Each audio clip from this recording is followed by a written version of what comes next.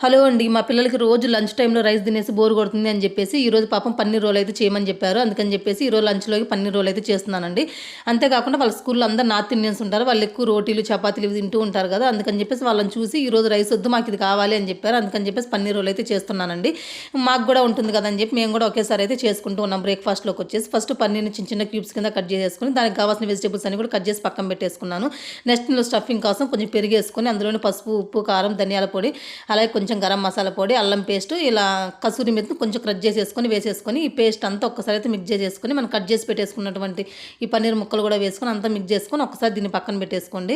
ఇప్పుడు మళ్ళీ stove on చేసేసుకొని కడాయి పెట్టేసుకొని ఇందులో కొంచెం ఆయిల్ కానీ గీ కానీ వేసుకోండి. నేనైతే నెయ్యి వేసానండి. కొంచెం వేసేసిన తర్వాత ఈ స్టఫింగ్ని కొంచెం ఫ్రై చేసేసుకోండి. ఇక్కడ నేను కొంచెం పెరుగు అనేది కొంచెం ఎక్కువ యాడ్ చేసినట్టున్నా, అందుకని చెప్పేసి నాకు వాటరీగా అయిపోయింది. మీరు పెరుగు అయితే చూసుకొని కొంచెం తగ్గించి అయితే యాడ్ చేసేసుకోండి.